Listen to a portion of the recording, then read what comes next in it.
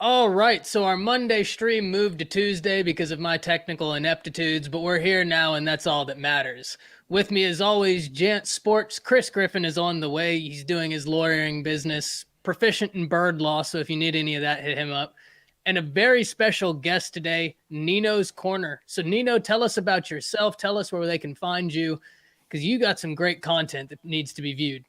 Oh man, appreciate it, man. Find me on Twitter, Instagram, everything. It's just Nino's Corner.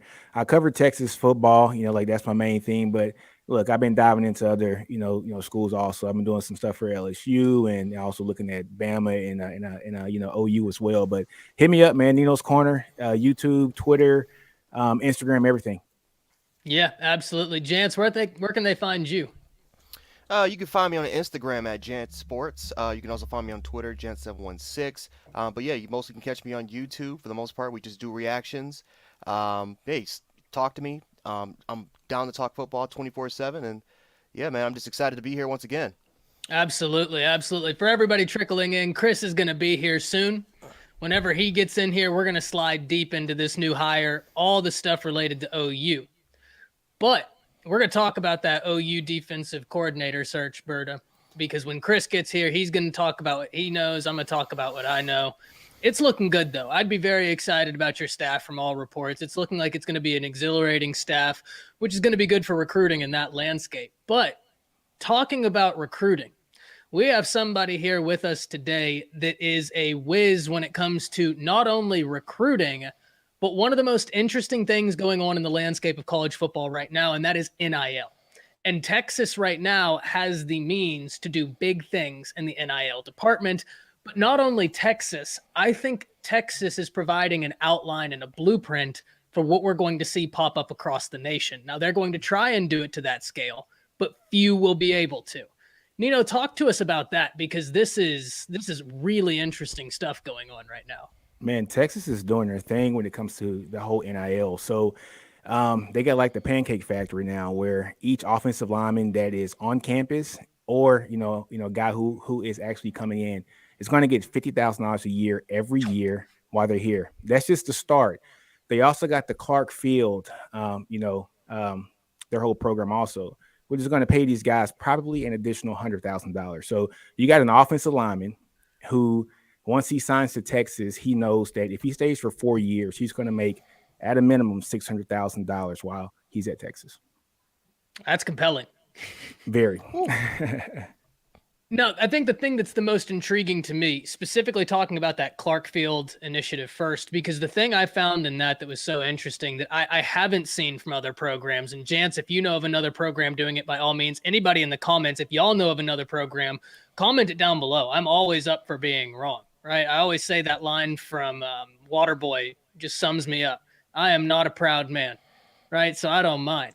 But that Clark Field initiative, the thing that stands out to me is that each sport has a subcommittee within this grander committee so that everything can be tailor-made to the needs of that sport. What is going on with that? Do you think that's going to be something we see expand? Because to me, that just makes perfect sense. The needs of basketball aren't football. It makes perfect sense. So I think the guy who's actually heading up for the basketball side of the house is going to be TJ Ford. He's the Texas great. And then you got Kenny Vaccaro, who's is strictly football. So you got a ton of people here in this group that are going to be giving a bunch of money here to the program. They got the first $10 million here for the first, year. So yeah, just the first payment for that. So this is something that's going to sustain itself. It's actually just a straight trailblazer, so I think a whole bunch of schools are going to try to copy this, but honestly, it's going to be a little bit difficult. Texas has a lot of money, and I don't think people understand how much money Texas has. It is the richest football school in the country, and we've been down for a decade, and it's still the richest football school in the country. So they got the money to spend, and it's about time that they finally start spending it, and it's going to be something good for the school. Yeah, that oil money runs deep, man. That oil money runs deep, and there's a lot of successful Texas boosters.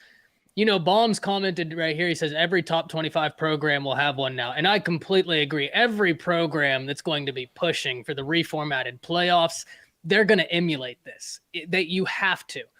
And the interesting thing, Jance, I want to hear from you about this, and Nino, once again from you. Competition breeds progression, right? And this is going to breed competition. It has to. So who's the first domino to fall, right? Who's the first program we hear being like, this is what we're doing and more, right? Because that's the natural progression of all of this. What are you thinking, Jance? I mean, if there's any particular programs that I can think of that can potentially match this, I think of, I think of LSU, I think of Alabama, I think of, football schools that primarily focus on football. That, again, it's the do or die situation over there for those particular states.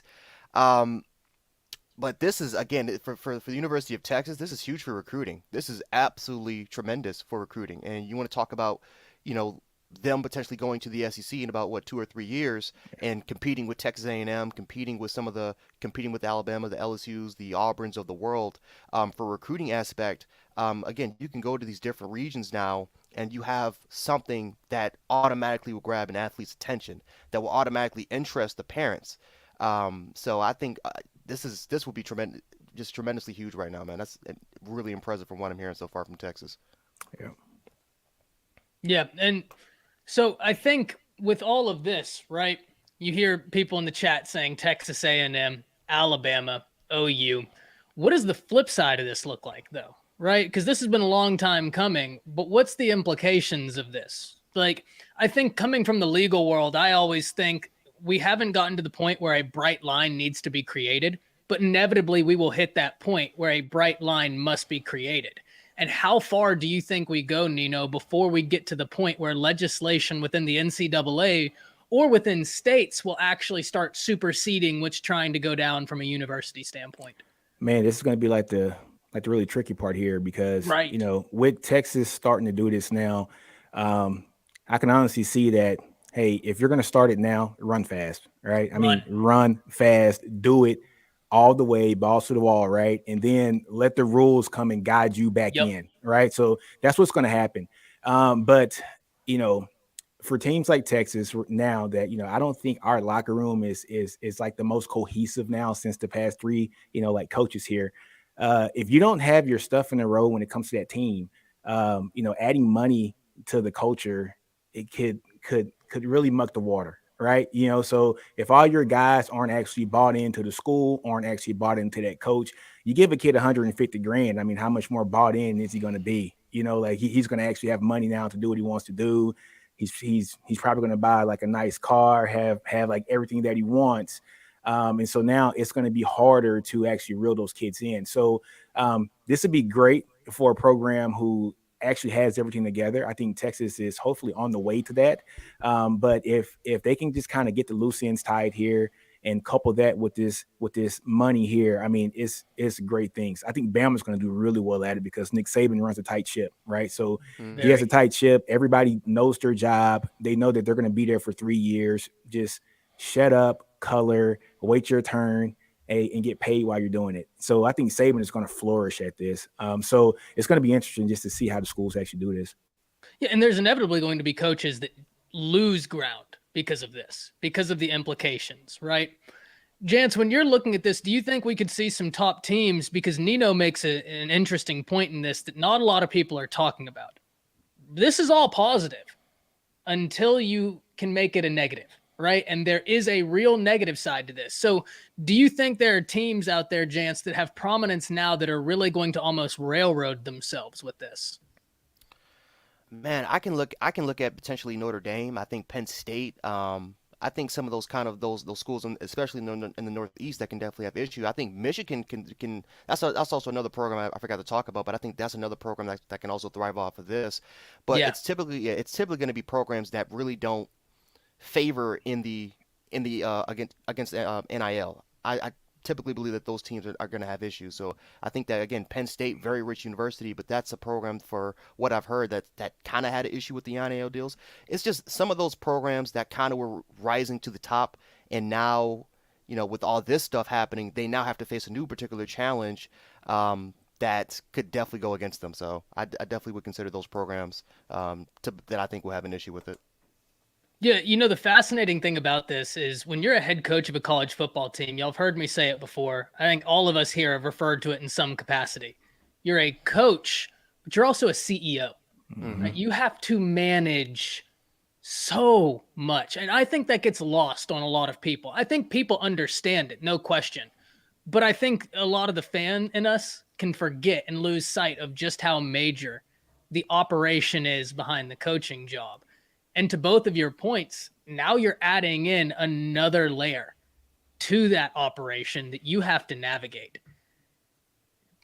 Someone said that SMU could benefit. And yeah, there's a lot of smaller teams that can benefit. There's a lot of smaller teams that'll get left in the wake, unfortunately. But with the super conferences looking to be on the horizon, that seems to be an inevitability anyways. It's going to happen, yeah. Yeah. Bobby Wagner says Clemson will suffer because Dabo has said it in his own ways. Yeah. That was one I was thinking about, is Dabo.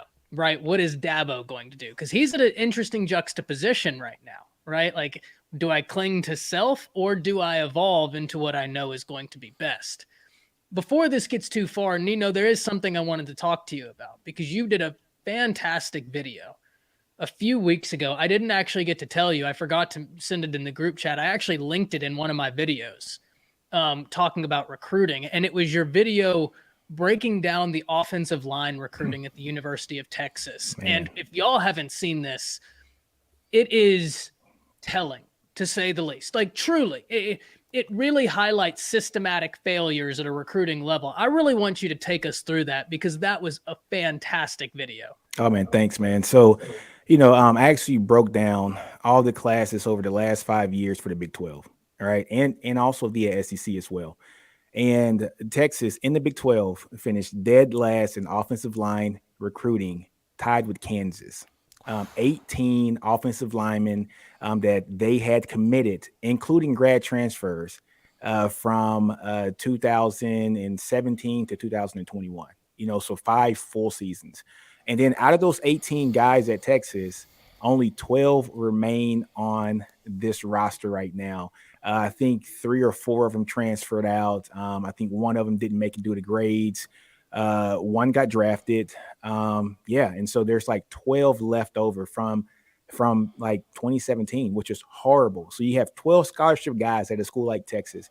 And, so when people come and say, well, Texas has all the hoopla and they got all these top 5 classes and top 10 classes. Yeah, but it's like a sexy Ferrari, right? You got a sexy car with like Walmart tires on it, right? Because you don't have it built where it needs to be built, and that's in the trenches. Now, if you flip that and look at who's at the top for the Big 12, it was Baylor. They had 26 over that same time frame, and OU, I think they had 24. And so, people say, well, hey, Baylor sucks. They're not that. I'm like, no, Baylor does not suck. Baylor has been able to, in a 5-year span, think about this, Ty, in a 5-year span, Baylor has been able to rebuild their team twice. Matt Rule took them from a 1-win team to an 11-win team in 2 seasons. In 3 seasons. And Dave Aranda has taken them from a 2-win team to the Big 12 champion in 2 seasons. And they're good. and yeah, they're good. And it's because they start in the trenches. And when you start in the trenches, folks, you're able to run the offense that you want to run because you got those big uglies in the trenches to where you know that your quarterback, whether it's going to be a dual threat guy, a pro guy, he is going to be protected. And you can run the offensive scheme that you want. It's simple math, right? And so Baylor throws a bunch of numbers, 26 guys in that 5-year span, right? And and all those guys aren't the most highly recruited. But if you go back and look at, let's say for Texas, for instance, over the last 6 or 7 years, their 2 guys that got drafted were both 3-star guys that were the lowest ranked offensive lineman in those classes. So offensive lineman is one of the hardest positions to evaluate because it's just hard to figure out if a guy who's 6'6", 330 pounds, is he just dominating because he's big in high school? Is his footwork great?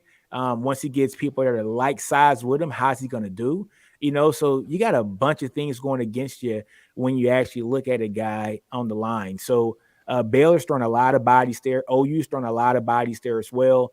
And yeah, Texas finished dead last in the Big 12 over a 5-year span with 18 scholarship commitments and transfers included as well. Tied dead last with Kansas. And if you break that down and put it in the SEC, right, I think they were 3rd or 4th from the bottom. And I think the only schools that had less than them were And so it was them, Kansas, I think South Carolina, maybe. Vanderbilt actually had a lot of offensive linemen. They were like the outlier. They had really, they had 24, 25 offensive linemen over that time frame.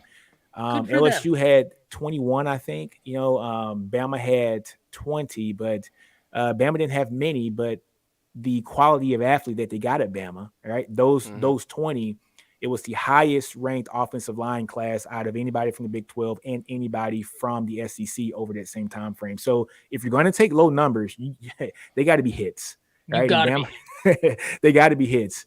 And Nick Saban knows who's a hit and who's a not, right? So yeah, it was very alarming to see that, but you got to build your team from the trenches, and that's something that Texas has not been doing here over the last 5 years, and it's been shown on the field.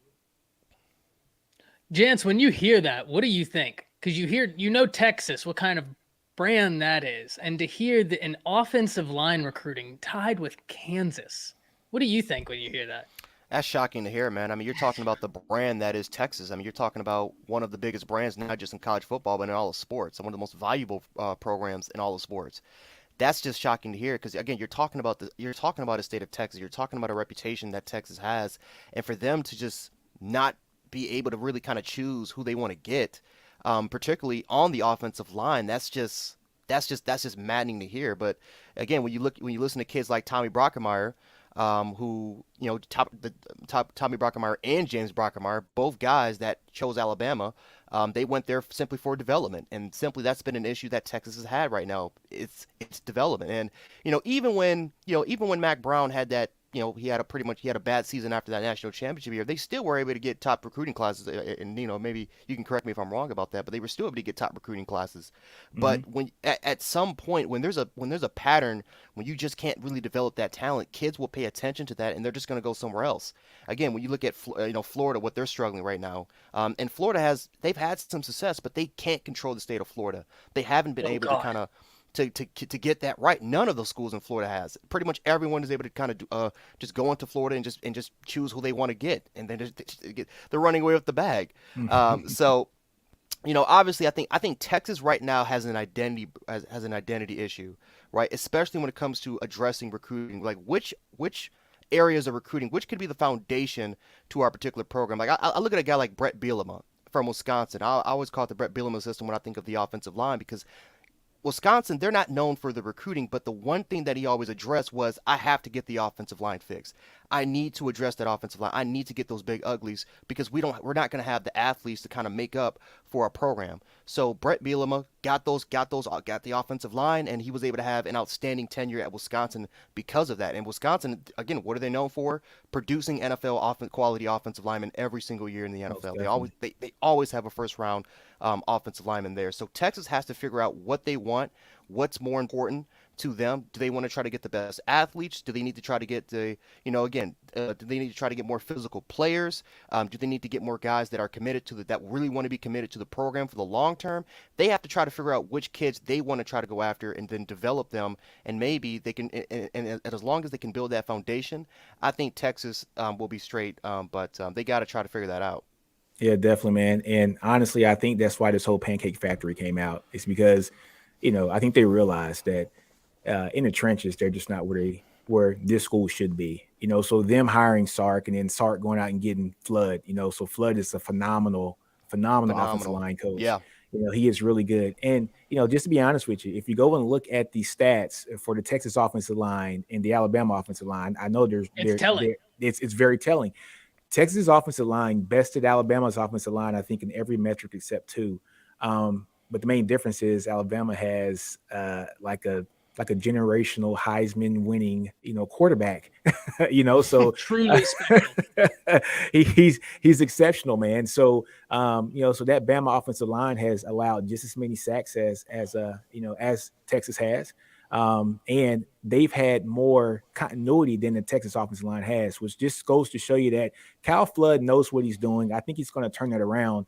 But this Pancake Factory, this is going to help out a lot because if Texas can get the guys like the Kelvin, Banks Juniors and the Campbells, Connor Robinson, he's already with us. Hopefully a Dewberry, I'm going to speak that into existence, right? Yeah. But, That'd be huge. that would be huge. But if they can lure some of those kids with this money, this legal money now, so thank God that it's finally legal now, right? So if they can lure these kids over there, and, Texas fans just got to have some patience, because, if you're going to expect 4 or 5 offensive linemen to come in and be true freshmen and play a lot, you're going to lose a lot. A lot. It's not going to Defenses help. are way too complex. They're way too complex. I don't care how many stars they have on them, right? So Texas fans got to be patient. They got to understand that, hey, let's get these guys in, let them marinate for a year, maybe 2 years, and then unleash them. And once they're unleashed underneath the tutelage of Kyle Flood, I think these kids are going to be amazing. Yeah. So I have things I want to answer from both of you, right? To Nino's point, when you talked about Texas has recruited top 10 classes, but it's like a Ferrari. I love that example, because one of the things I talk about is your recruiting class has to have cohesion, right? Like when you look at this recruiting class and think about your team, it all has to paint a picture, because that's where it comes together. And then everything gets sorted on the field. But the picture is painted from recruiting and team makeup.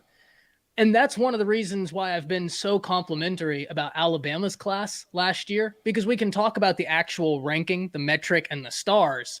But when you looked at it, they took every offensive line position. They built an entire offensive line. Mm-hmm. They got a running back. They got a quarterback. They got edge rushers. It made sense. Every part of that class made sense. And Texas's classes, they've been good. They haven't made a whole lot of sense when you look at them. You're like, okay, well, this guy's really good. He's got a crazy upside. But what about this position, and this position? Where is that in this class? And that's been a major issue, and it's culminated into the problem we have now. It's just incredible to me that it revolves at the offensive line. Yep. That's the part that's surprising to me. Jance, to your point, Josh Pate earlier, I don't know if it was today or yesterday, he had a crazy stat, but all credit to Josh Pate, because I didn't know this. He brought it to everybody's attention. Everybody in here has probably already heard it. But on his stream, he was talking about how Alabama has single-handedly pulled more blue chip recruits out of Florida than Miami, Florida State, and Florida the past 4 years. I mean, they have just raided that state. And the craziest part about it, Nino, I think I sent this in a group chat message one time. On a block in Florida, there was once a youth football team that contained Calvin Ridley, Riley Ridley, Amari Cooper, Jerry Jeudy, and Lamar Jackson, and none of them went to a Florida school. Isn't that crazy? None of them. They were all on the same block. Kids grew up none together. of them went to a Florida school. Isn't that crazy? That doesn't make sense, man. That's a problem. As big of a problem, people joke at Texas because it's Texas, right? And, we're all guilty of joking at a team's expense, right? We're Alabama fans. We get it. You're a Texas fan. You get it. When you're a big brand fan, you're going to be the butt of the joke, right? Whenever they can. For as much crap as people give y'all about not locking down your state, goodness gracious, Florida. I mean, that is abysmal. Those are generational talents, right? That's Riley Ridley was still a great receiver in college. He was a really solid college receiver. And if I'm not mistaken, he ended up going to the league. Mm-hmm. I don't know if he was drafted, but he made it. So he was drafted. Chicago. Okay. So we're talking about NFL players on a youth team. None of them went to Florida.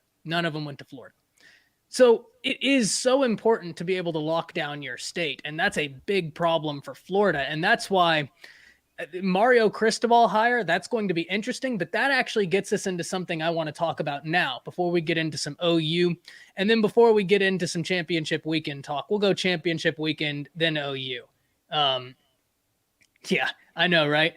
So did y'all remember when Dan Mullen said in that interview that he's not worried about recruiting during the season? Crazy, ain't it?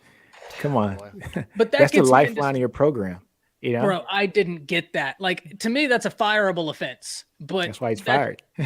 Yeah, that's that's a fireable offense. I was surprised he made it that far thereafter, right? Just so now let's talk about recruiting because this whole year has been crazy. I think that's the best way to say it. Nino, y'all are in a very unique position right now because of this coaching carousel with a major target. Now, if I'm not mistaken, he just decommitted today or yesterday. Yesterday. You talking So about Banks, right? yeah, oh yeah, you already know. You already Yeah. know. Yeah, he just Y'all have got decommitted to put in yesterday. that work there. But talk to us about what this coaching carousel and season has meant for Texas in particular. This has been big for Texas, so with with good old Lincoln Riley leaving, right? It just opened up the floodgates for everybody up in OU, so we just got one of their linebackers, so he came down, so Kobe McKenzie, so he's a 4-star guy, national top 130 player. I Really think good the player. number, yeah, really Really good good player. player, 6'2", 245 middle linebacker, fast, big kid, man. So he just committed yesterday. You know, with the dude from Oregon leaving, going down to Miami, Cristobal, so that opens up a lot of things. Kelvin Banks Jr., he just decommitted. You got Cam Williams up there as well. He's from Duncanville High School. So we'll see what's going to happen with that. Does he leave also? And if they do, everybody knows mama wants their son to stay close to home because they want to go see their baby play as many times as possible. And so what mama wants, mama gets, right? And so hopefully Texas can either pull some of these guys to come back to Texas, because now Texas is the school that has the continuity in the area, so OU is, they've been It's a good picked point. apart, so A&M definitely has continuity. I'm not counting out anything with A&M, but they've been recruiting their butts off. Their class They're is smoking. stacked right now. Yeah, their class is stacked right now. We're kind of at a point where Texas, I think, is kind of lucky right now because A&M's class is so stacked right now that they probably can't take some of these guys, right? So, they'll make room for a Banks, Oh they'll yeah. make room for a Cam Williams, but they're not sweating it because they just had an awesome haul themselves. So Texas is in an opportunity now where they can sail and say, hey, we got Cal Flood. You see what he did at Alabama, right? Bama's offensive line hasn't looked the same since he left last year. You saw what he did with the Falcons. If anybody follows NFL, the Falcons, I think Flood's first year, they were a top 4 line in the league.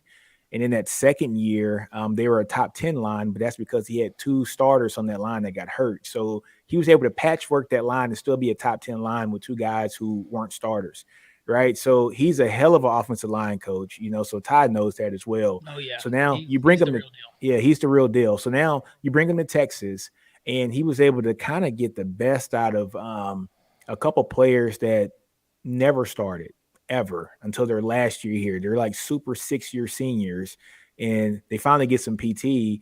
And over the course of time, with continuity with the coach, they end up looking really good. I should say really good, but they looked a lot better than what we've seen over the last 4 or 5 years. So, he's going to be worth his weight in gold. This is a time where, hey, it's time to go get these kids. Say, look, offensive lineman, it's time. Kelvin Banks Jr., come get this NIL money. Cam Williams, come down. Hey, OU guys, if you're in the portal, come home to Texas because most of you guys are from Dallas anyway.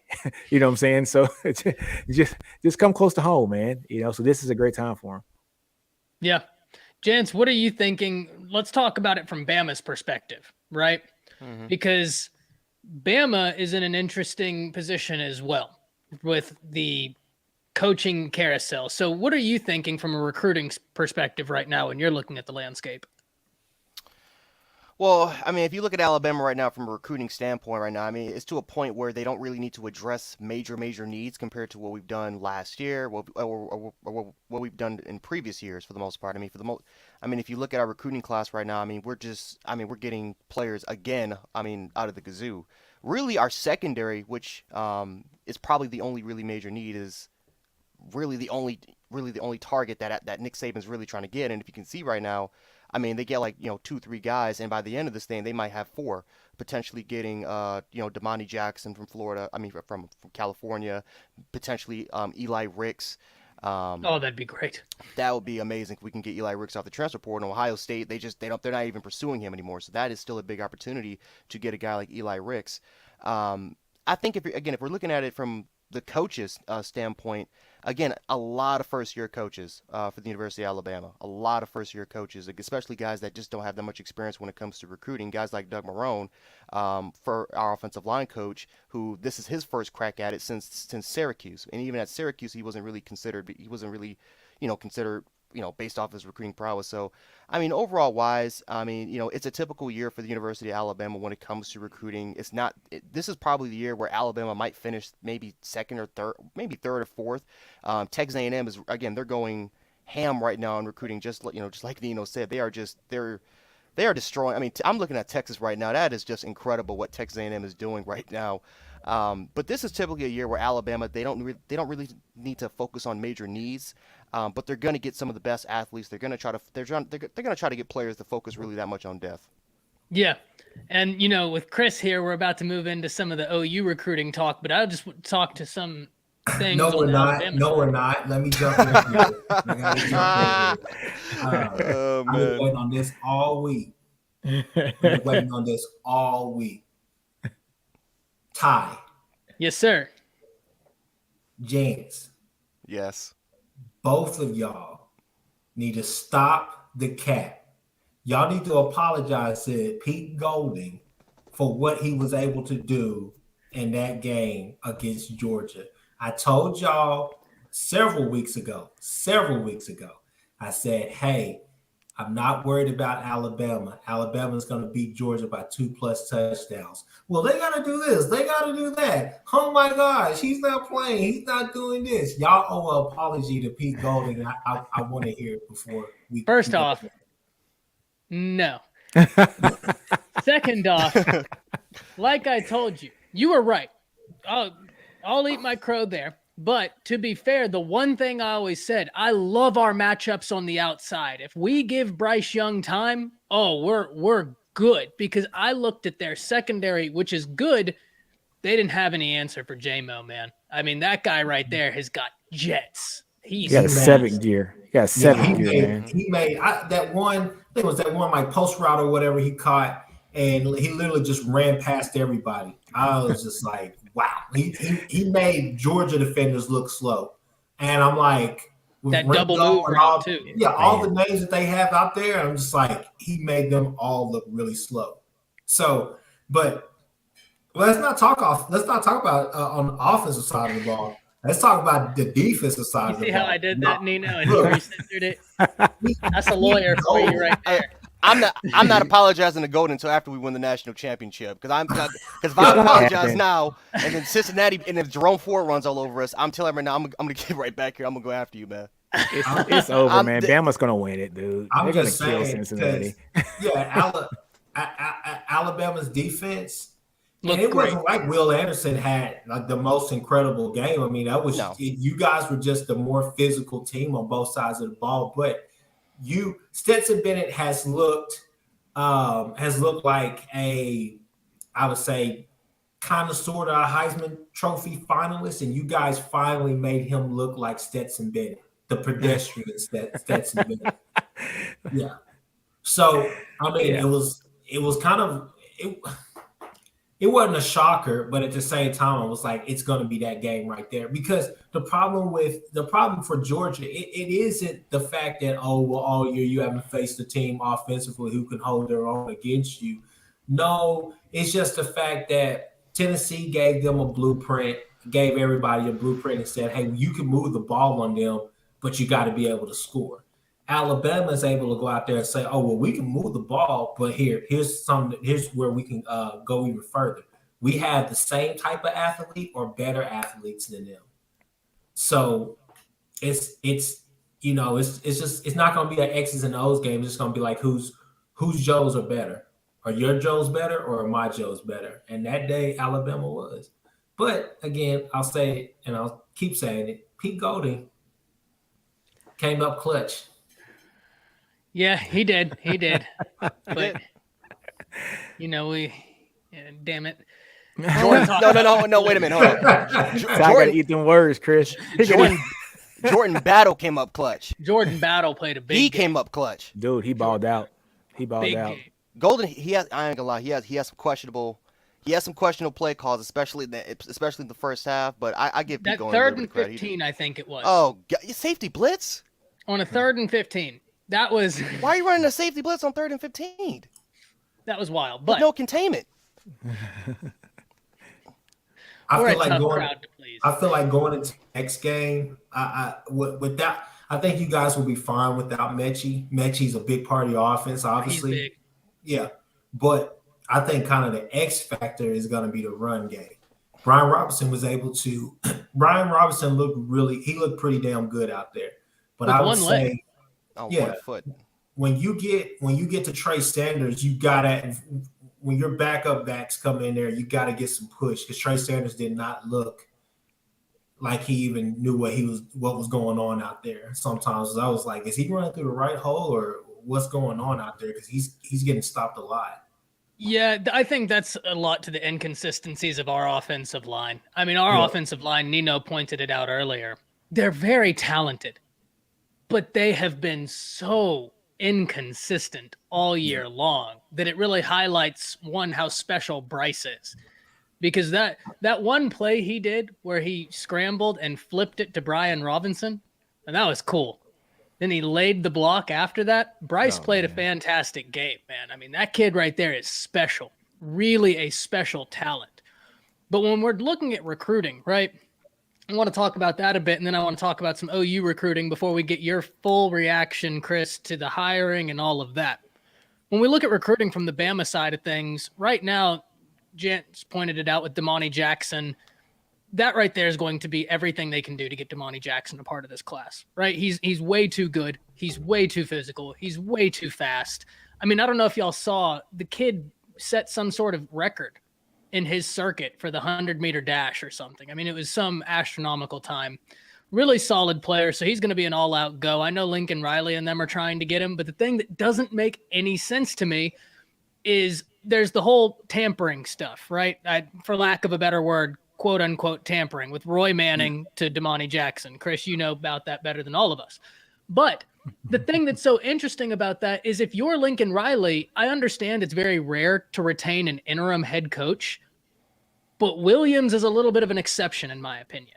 And especially when you look at the relationship he had with these recruits, that was a bit of a misstep because he and Damani Jackson, at least according to reports, you know, this is just, they had a solid relationship and Williams was a good recruiter. So Bam is sitting in a good position with plenty of time left and a lot of really good battles. And I think things are going to really start heating up because of some of the moves, like with a Marvin Jones Jr.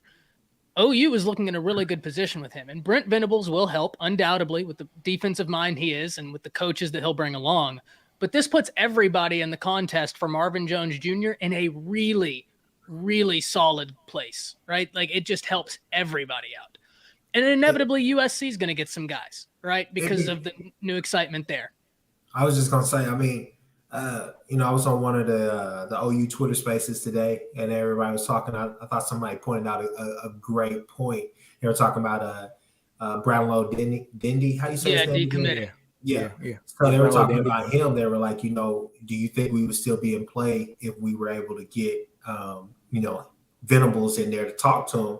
And they said no. They said because you just have to understand that that kid had to make a business decision. And I think that's what it's going to come down for a lot of these decommits and some of these kids who were kind of who are not committed but were leaning heavy towards a certain university. It's just a business decision now. You know, I would say the only kid that probably has a luxury of not making a business decision would be somebody like Damani Jackson, because I think he would be able to excel in Grinch's system with the speed D and kind of how they would use him. However, I think when you look at a kid like Damani Jackson, you're just saying, like, I mean, come on, man. You know, Patrick Surtain, all these different names that they're wanting to use you like that's you. You have the talent, you have the ability. I mean, don't get it twisted. Michigan might not be out of the picture for him as well, but I know that he said that OU and USC. I think the thing about him is that he always wanted to be at USC. It's right there in his backyard. Why wouldn't it make sense? But like I said, for a lot of these kids, and I think take it up from there. You mean, would you agree it's a business decision for a lot It's of a these business kids? decision, man. Yeah. So the kid that, what's his name? Brownwood Dendy, right? Yeah. Gabriel Brownlow, didn't he? Yes, sir. Yeah. So, Texas A&M gave his dad a job, so his dad is employed by Texas A&M, right? So, I mean, that was a business, like that was a true That give was me a for from real them. business decision. That's real. That's like real NIL, right? Yeah. So that was a decision that he had to make himself. His dad's going to be there, his family's going to be there, so it just made sense for him. But yeah, you're right, Chris, man. Everything now, especially with all the coach movement, you got kids in California who are going to go to OU because of Riley, right? And now that Riley's in LA, these kids are going to want to stay home, because like I said before, it's about mama, right? Mama's from LA too. She can come see her baby play 6-7 times a year, and he's just right down the street from me. So, and it's the same offense or the same defense that kid wanted to play in. So, everything's about business now. Yeah, absolutely, man. It's from OU's perspective, Chris, the Brent Venables hire, right? Yeah. Talk to us about that from a recruiting standpoint, because he has got a pretty large task ahead of him just from the timeline, right? With the early signing day just a week or two away. I mean, it is right around the corner. And then he doesn't even have a lot of time before national signing day. But he's been on the trail. He's a well-known name. He's gotten well-known dudes before. And the most beautiful thing of all, the transfer portal exists. Mm-hmm. So talk to us about Oklahoma's next moves from a recruiting standpoint and from a transfer portal standpoint. Are you saying he already offered that, I think, a 3-star D tackle today, 300-pounder, which you just like, oh, wait a minute, what we doing here? And no more 275, no more 265. That's a big boy.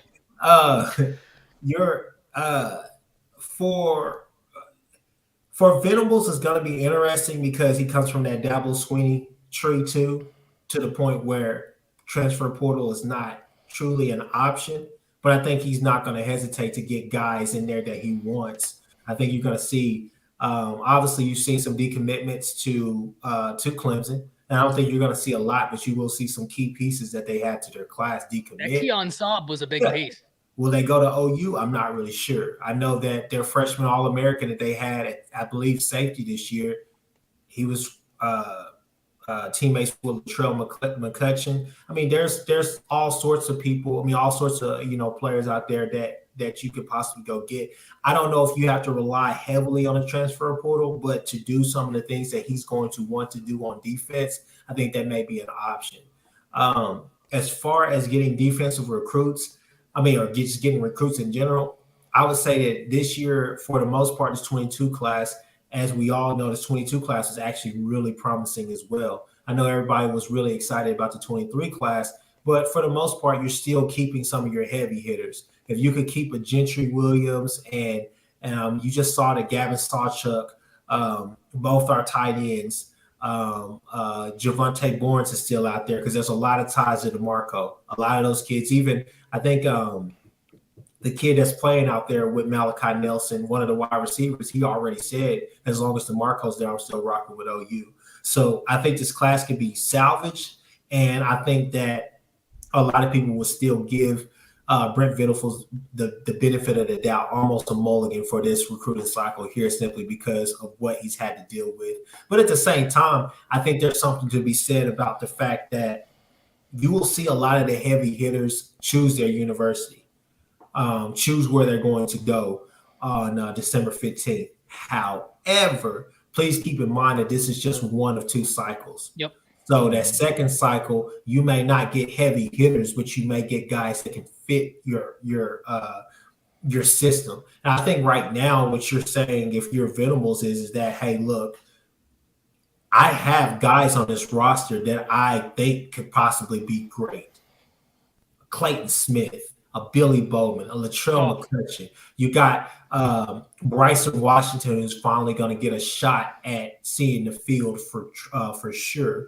You got a Kendall Dennis. You got a high 4-star cornerback coming out that they switched to safety. You got some pieces out there that you can play with as far as just young pieces. He's going to go absolutely nuts when he sees Stutzman, when he sees Ethan Downs, when he sees Reggie Grimes. So I think that what what my focus would be if I was Venables would be I need to build from within.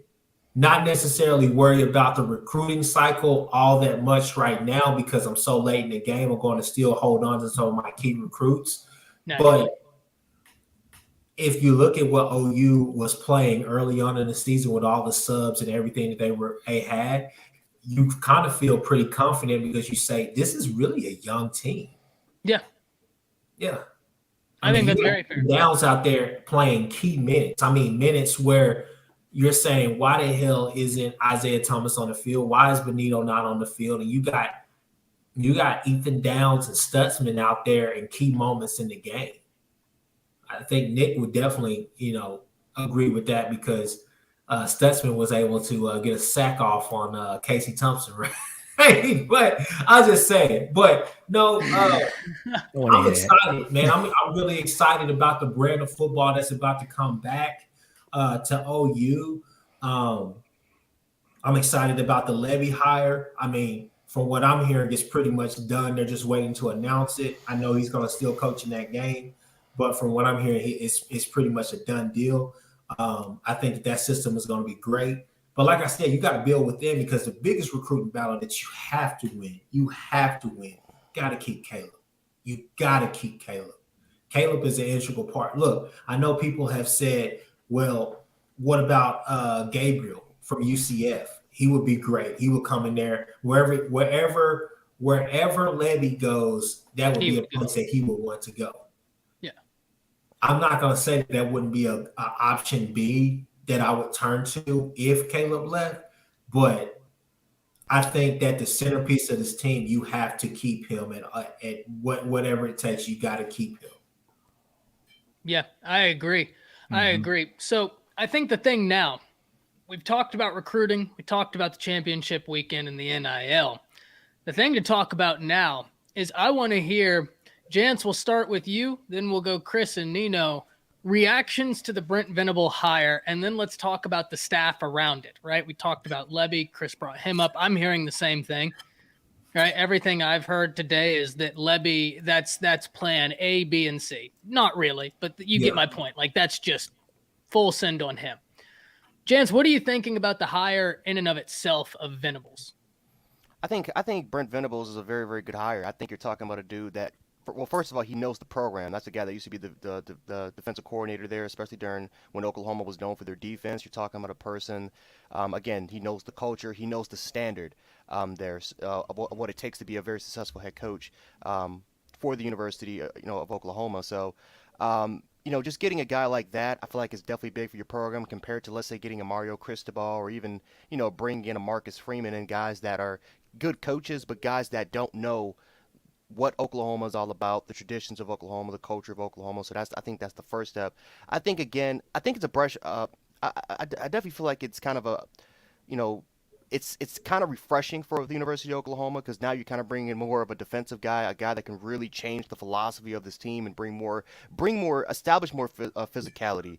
Establish a brand of football that we haven't seen from Oklahoma since the early 2000s days, back when Bob Stoops was the head coach there and when Oklahoma was constantly competing for national championships. I mean, Oklahoma is still competing for national championships, but, they that brand of football was no longer there. And that's something that Alex Grinch was supposed to be. Alex Grinch was supposed to be that guy. Matter of fact, we've seen samples of it back during the 2020 year. So I think for Brent Venables, the players, I think the players seeing their reactions, they love the hire.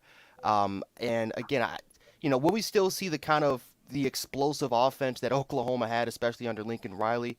Maybe. I mean, even when Brent Venables was there, I mean, they still had top quarterbacks left and right. And I just feel like the brand of Oklahoma as a whole, they're going to be able to get a lot of really good recruits. Maybe not for this particular year.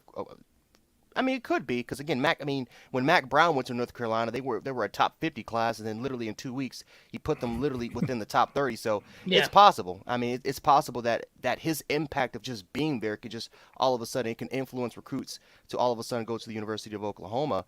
But I feel like for the long term wise of just him being there, everything is going to change from within that program. And I feel like with the leadership that Oklahoma has from the top to the bottom, Brent Venables, I feel like is going to have a good run there. I love this comment. Go deeper. I love this. So you want them to look like my boy Joe Namath on the side of the New York Stadium, smoking a cigarette with his fur coat on? Oklahoma got the watches, man. I mean, they already got the jewelry already. They got the swag. And the Jays. They already got the swag. And the Jays. And the Jays. Yeah, the same ones Lincoln wore. What do you got to play? Oh, that's low.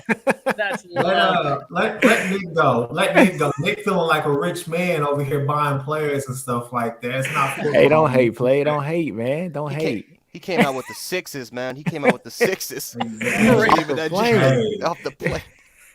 I don't know if y'all saw that press conference, but those Jays that Josie handed Venables, I was like, whoa. I am right down the street. Where am I? I'm like, right. That's what's up, man. Yeah, man. Huh? Talk to us about that Venables hire, man. Who, me or Chris? Nick. Whoever. Yeah. All right. Okay. Me first.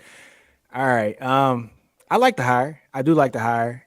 My only thing was when you look at what happened here in college football, when you see like some blue blood programs, you look at USC was able to poach a Lincoln Riley, who's been a very successful head coach. LSU was able to poach, a Kelly, who has been a very successful head coach, honestly, the most winningest head coach in the history of Notre Dame. That's and, OU goes and gets BV, and I think it was a good hire. But we haven't seen what he can do as a head coach. The same thing that, fans from OU gave Texas hell for about Sark, about him not being, a head coach that has done anything, right? What? He was a head coach before. He had head coach experience. No, he was a head coach before. Twice over. Let's keep it real. Go look at that Washington team before he got there. They were a 0-win team. When he left, they were 8-4. Okay, so so that's a big difference in a 4-year time frame. But BV has never head coach before. I like him though as a coach. I do like him. The only thing about BV and that kind of gives you a little bit of angst here is, yes, they played in the ACC. What was the level of competition in the ACC over the last 10 or 12 years? It's been Clemson or bust, right?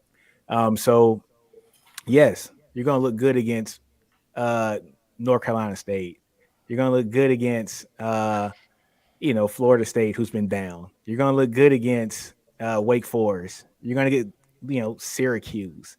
It is what it is. And so they look good this year. They had a good defense, but where's the competition that they played? Now, I'm not saying nothing bad against BB. I think BB is going to be a hell of a coach. But if I had to put a grade on this, I want to say a B+ higher. That's just my opinion. Are you Go ahead. Go ahead, Chris. Hold on a second. I'm just trying to gather my thoughts. Oh no. Why would y'all let this guy talk? Okay, as an assistant coach, his record is 290-57. Assistant. 26 years as a full-time assistant coach, 26 winning seasons, 3 national titles, 1 at Oklahoma and 2 at Clemson. He doesn't play anybody, but he's had teams that have beaten Alabama, Ohio State, teams like that you guys can never compete with. That you're gonna have to compete with. Hold on. Hey, Chris. Hold on, Chris. Let me get something for it, because we've talked about this before. We've always talked about this before. It is easy to get up for a team when you got to play them. Hold on. Listen for a minute. It's easy to get up for a team when you got to play them in the bowl game and you got a month to prepare. It is easy to get up for a team. You can break down the tendencies. Hell, Texas did it against Georgia. Everybody wants to say Texas isn't good. Texas did it against Georgia, right? You got who else did Texas beat? Missouri had the most high-flying offense in the SEC. Texas shut them down. They were scoring on everybody. It's easy to prepare for a team when you got a month to prepare for them. That's all I'm saying about that. I'm talking about weekend and week out. A week, 10, 11, 25, 35, 45 days. Y'all had a week to prepare for Kansas and y'all still lost. I don't want to hear anything else out of you. We talking about BV. We talking about BV. Back to my point, though. We talking about BV. Look, so check this out. So this was an A+ hire for sentimental reasons and because of just X's and O's. Okay, all that. He's never been a head coach stuff that has to go out of the door. Okay, check this out. First off, half of the reason why I always give you crap about Sark is because I love giving Texas fans crap and getting y'all riled up. Nobody thought that you guys were going to be as bad as you were this year, losing 6 straight games. That's not a testament to Sark. I would say that's a testament to the talent that you have on that team that's been accumulated. And he's obviously said there's going to be 33 players, there are new players that are going to be added to that roster. So we'll see about that. Stay tuned. But when you look at what Venables is going to be able to do for this Oklahoma team, bringing in somebody like Levy, who runs that Ty, what is it called? The shooting gear, the gear, whatever it's called. You guys know what I'm talking about. Running that system right there with high-end athletes, really good athletes, is damn near impossible to stop. So I don't see why it couldn't. If you have you've had Caleb Williams, it's going to be great. I feel like he's going to be able to take a step back and be able to play that CEO role. But the thing that I'm looking for Venables to come in and do is probably the one thing that we really had a headache with, a sore spot in our defense, which is our linebackers. BV's going to come in there. If our linebackers can play to the level that we know that they can play to, it's going to be tough for a lot of teams out there because Asamoah, Agwebu, you got Clayton Smith who's going to come along. I think Stripling is really good as well. Stutzman. And most likely you're going to get. I think one of his sons has already graduated, but I think you're going to get the other son who was a 4-star. I really do believe that he's going to come to OU. I'm looking at All that linebacker core. Yeah. All the sons are coming to Oklahoma. I can guarantee you that, man. All of them. Yeah, when you look at what Venables has done, Venables sent a message to everybody out there by firing that whole defensive staff. Because I don't know if this is a bomb to drop on y'all or whatnot, but I know from what I'm hearing, and I've been all over the spaces, I've been all over the insiders and everything. Some of the coaches on that defensive staff are supposedly still playing in the playoffs.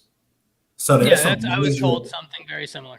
There are some major additions that are about to come. And I think the one thing that Venables is going to do that's going to be an X factor for us is he's going to get our strength and conditioning program back to the level it needs to be. That's big. What's up? Yeah. Moffitt. Yeah. And I really feel like this is going to be a turn for us because check this out. So winning the Big 12 next year would be great. That would give us momentum to where we're going.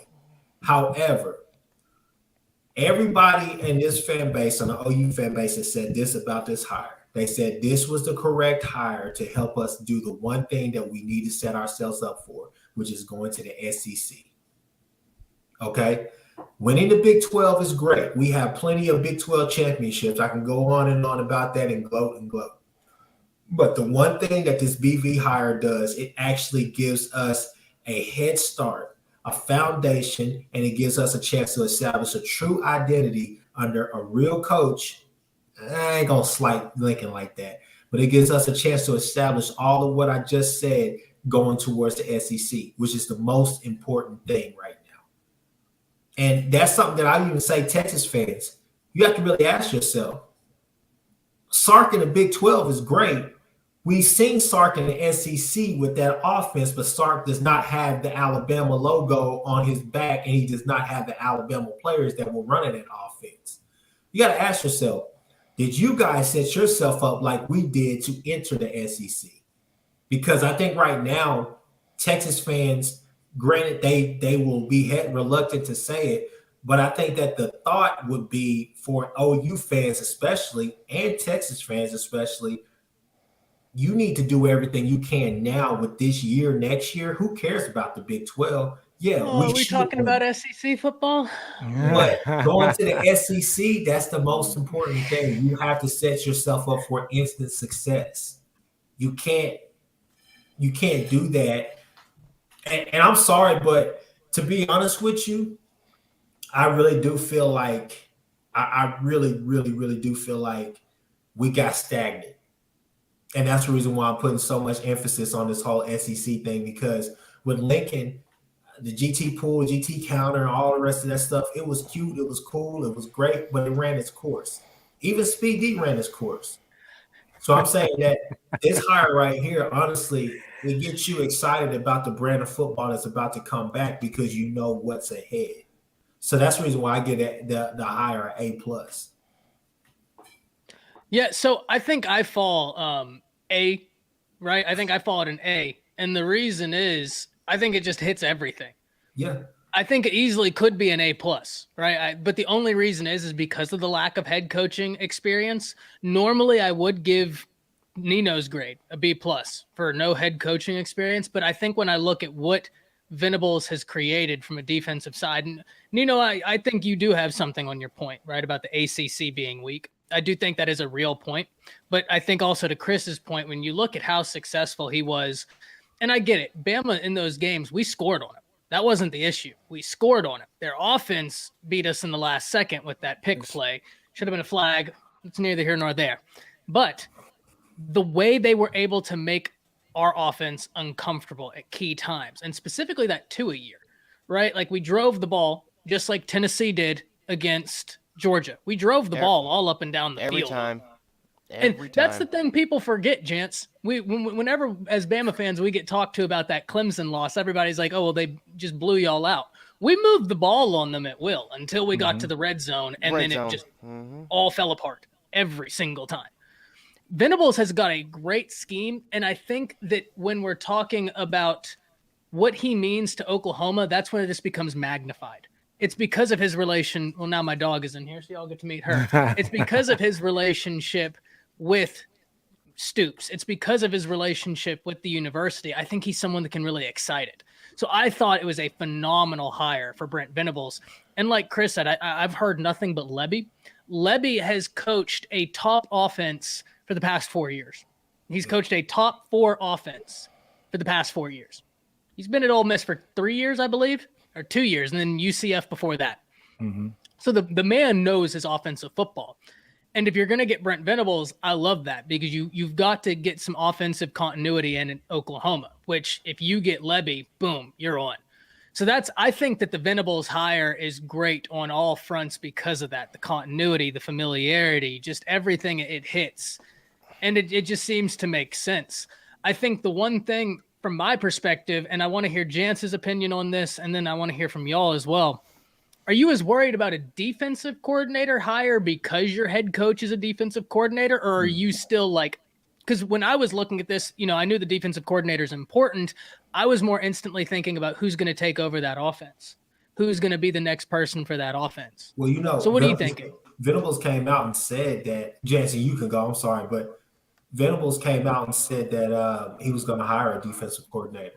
How much control will a defensive coordinator have? I don't know. I mean, we all know that it's going to be his brainchild, Venables' brainchild. But at the same time, I think that you're going to see him take steps back to let that defensive coordinator have room to grow. And I know that a lot of people were talking about that today as far as Will Muschamp being out there on the recruiting trails for Georgia. What does that mean? Does that mean you're in play for Dan Lanning, or is it somebody else on that staff that you're looking at?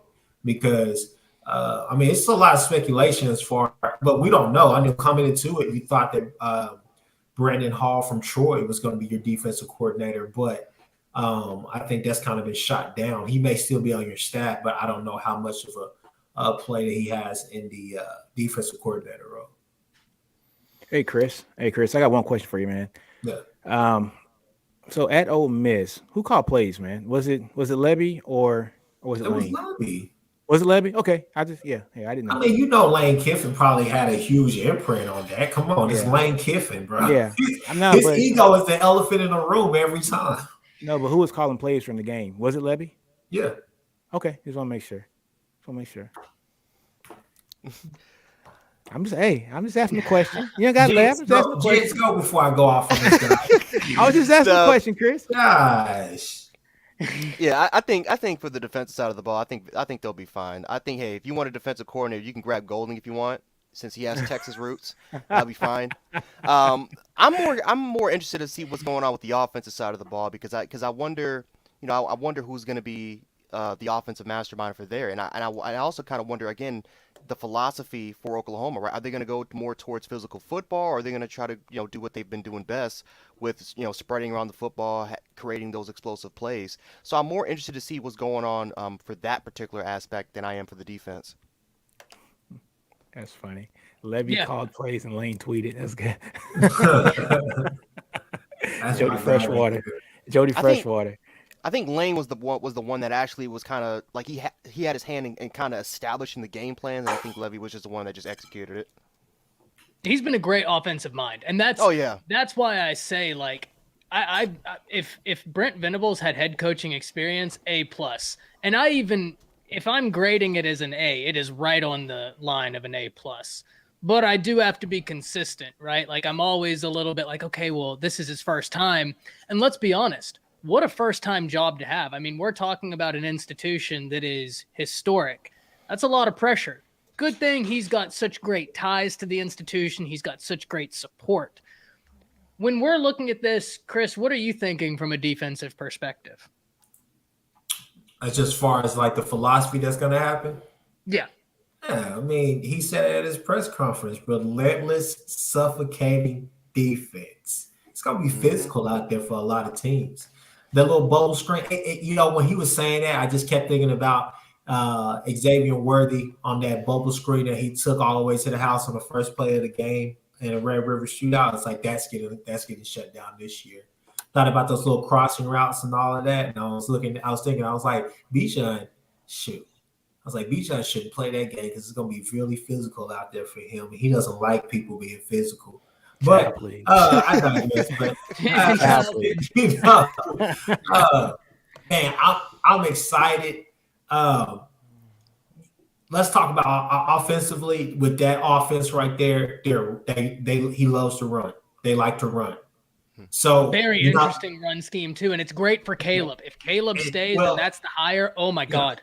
It's great for Caleb, but it's great for a guy like Eric Gray as well. Mm-hmm. Trying to get him back to what he was supposed to be doing. I've heard rumors of Kennedy Brooks may be staying, so I'm not really sure, but I think he should go ahead and go. His draft stock's not going to get any higher or any lower. He is what he is. He's an Army Swiss knife. He's baby MacGyver out there. He can just do a little bit of everything. But defensively, man, I just look at some of the guys I've already named, and I say it's going to be really physical out there. I know people have thrown out the possibility of, when you think of Brent Venables, probably one of the few players that's on your short list would be Isaiah Simmons. And you're saying, do we have a guy like that? I'm not going to say we have a guy like that on the roster, but I threw out Asamoah's name, and I had another friend. He told me, he said, well, what about Key Lawrence? He'd be perfect to play that hybrid spot. Yeah, so, he'd be really nice, especially when you look at Simmons from Clemson a few years ago. I mean, I'm not comparing the two. I'm just saying Venables does some very nice stuff with that particular position. And he's also a big guy too. He's also a very big guy. Very too, so big guy. Play that hybrid. He can play that hybrid role if they want him to. Here's the thing about a Brent Venables defense. It's gonna be multiple. It's gonna be multiple out there. So you're gonna see a lot of different things. I'd be interested to see if we're going to do this whole analyst thing and kind of go the SEC route of, what Georgia has 40, 45 analysts on their staff. Alabama got 60. Yeah. We got a lot. I think the one thing that Texas and OU would probably be in a race for would be for the services in some fashion or some way of a Gary Patterson. I would love to have him on the staff. I think as an analyst, come on, man, can't miss. I don't know why he would go to Texas. He beats Texas. He needs to go and join a real team. He would beat us in 3 years. But I don't know. But no, like I said, though, overall, Ty, I'm excited. I think you should be. I really think OU fans should be very excited about the future right now, especially with how everything happened. I don't know if you've heard, I've said this multiple times because people have been in my chat some and they're like, or not even the chat, I'm sorry, the comments of some of my videos saying like, we don't know why you're surprised with the Lincoln situation. Head coaches leave. That's true. Head coaches leave. We see that all the time. Head coaches don't leave programs like OU, Notre Dame, like that. To go to another blue blood. They just don't do it. That's unheard of. That's where we're sitting here like, okay, that's different, right? That's I think a little bit the emotional aspect of it is kind of why I'm also so excited for OU fans for that Brent Venables hire. karma hits you. I always tell people all the time, like, look, don't worry about me. When I'm sitting on my high horse, don't worry about me. When I get really cocky, don't worry about me.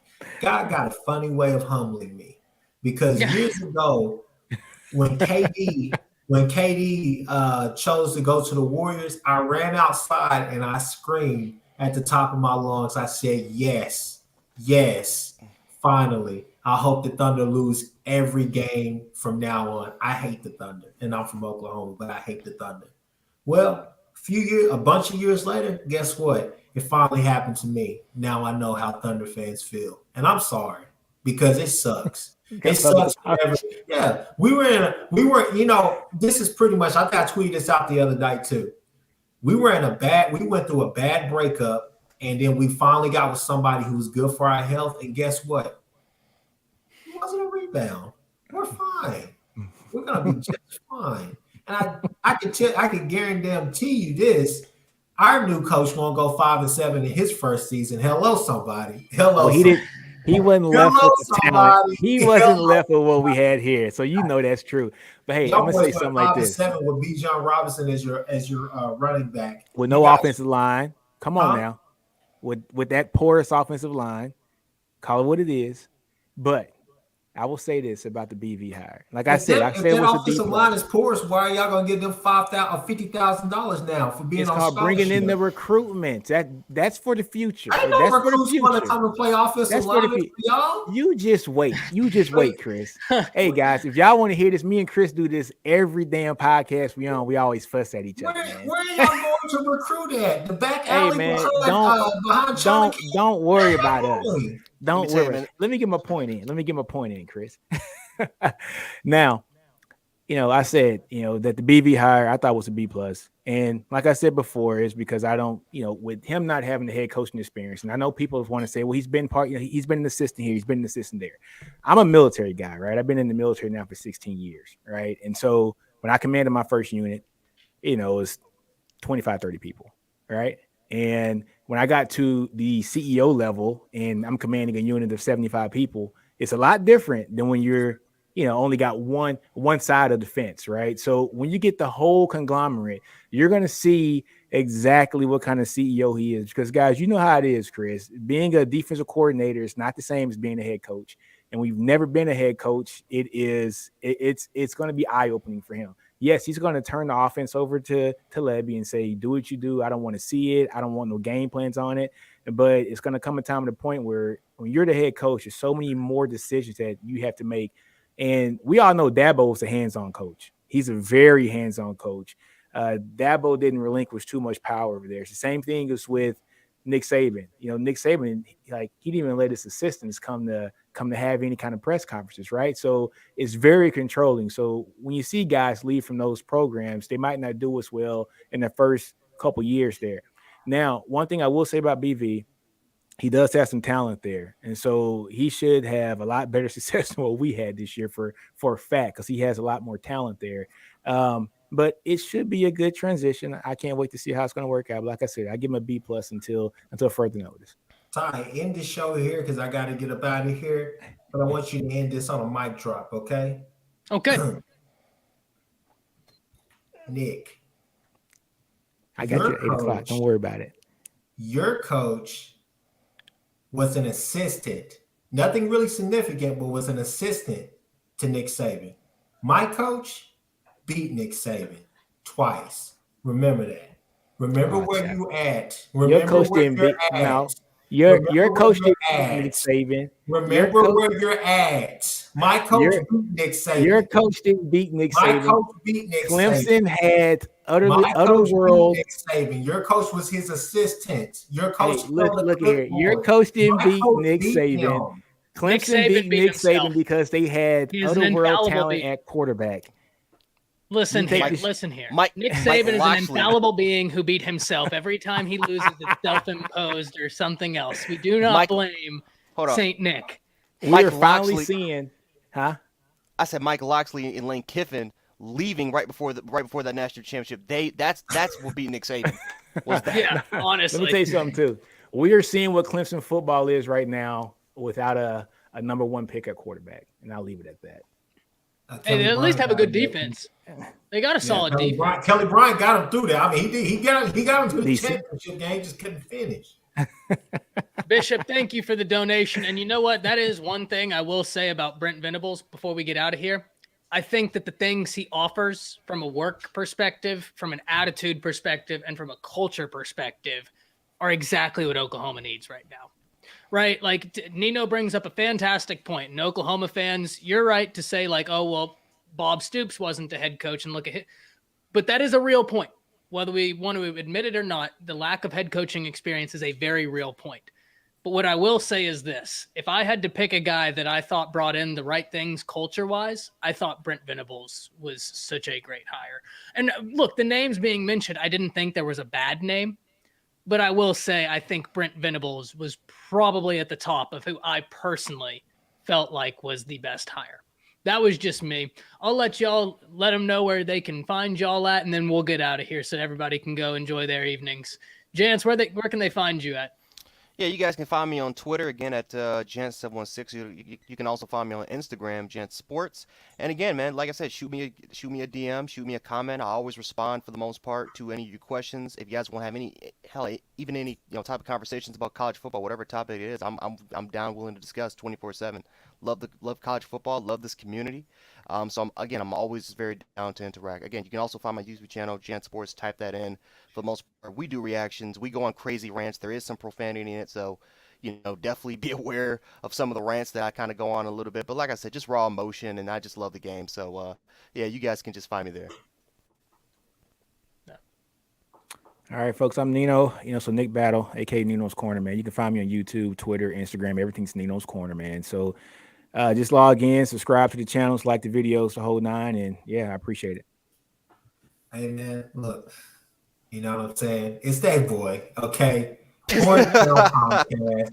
Everybody know where they can find you. You can find me at any podcast format, okay? We talk everything, and we, excuse my language, Ty, I know this is a family show, but we shit on Texas so much over there, it's not even funny, okay? So everybody come over there. It's a family show for all OU fans and everybody who hates Texas. Horns Down Podcast. You can find us everywhere.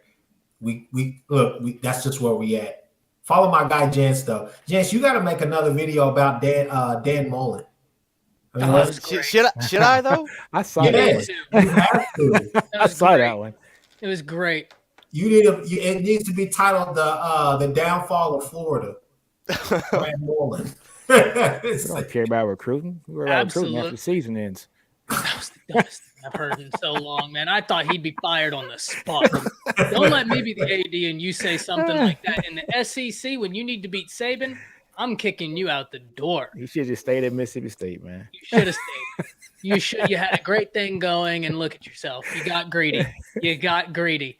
But what I'll say before we get out of here, guys, if this is your first time watching, we do this typically every Monday. My ineptitude pushed it back a day because I messed up some stuff as I was trying to set up a new internet. That's a whole different story for a different day.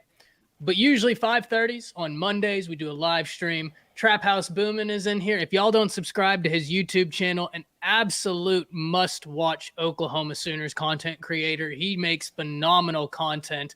After you subscribe to everybody here, go subscribe to his channel. He's going to be on here soon. And that's the thing I want to get to. If you're a first-time viewer, we do this every week. And this is something that we're building. And it's not just me. It's everybody sitting here. It's Trap House. It's all. We got a lot of these guys who are really up and coming right now on YouTube. And we're behind the scenes talking to each other, working on some stuff. With these collabs, this is going to be a very normal thing. We're working on doing some big moves in the content department. So most definitely happy everybody could come in. Be sure to go to all these guys' content, subscribe to it, follow them on Twitter. My Twitter's down on my channel. Can't wait to see y'all next time, but I'll be making a video tomorrow, so I'll see y'all tomorrow. That's it. Horns up. Roll Tide. Roll Tide, damn it.